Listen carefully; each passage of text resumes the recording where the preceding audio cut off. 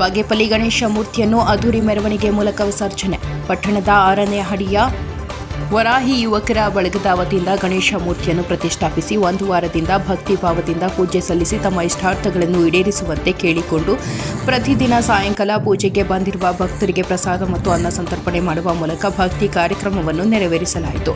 5 ದಿನಗಳ ನಂತರ ಮುಖ್ಯ ರಸ್ತೆಯಲ್ಲಿ ವರಾಹಿ ಯುವಕರ ಬಳಗದ ಯುವಕರು ಸಂಭ್ರಮದಿಂದ ಪಟಾಕಿ ಸಿಡಿಸಿ ಕುಣಿದುಕೊಂಡು ಅದ್ದೂರಿಯಾಗಿ ಮೆರವಣಿಗೆ ಮಾಡಿ ಗಣೇಶ ವಿಸರ್ಜನೆ ಮಾಡಲಾಯಿತು. ವಾರ್ಡಿನ ಭಾಗದಲ್ಲಿ ಪ್ರತಿ ವರ್ಷವೂ ಎಲ್ಲ ಜನಪ್ರತಿನಿಧಿಗಳು ಸೇರಿ ಧಾರ್ಮಿಕವಾಗಿ ಒಂದಾಗಿ ಸಂಭ್ರಮಿಸುವುದು ಉತ್ತಮವಾದ ವಾತಾವರಣ ನಿರ್ಮಾಣವಾಗುತ್ತದೆ ಎಂದು ವರಾಹಿ ಯುವಕರ ಬಳಗದ ಅಧ್ಯಕ್ಷ ಮನೇರಿ ಕೆ ಹರೀಶ್ ಮತ್ತು ಕೆ ನರೇಶ್ ತಿಳಿಸಿದರು.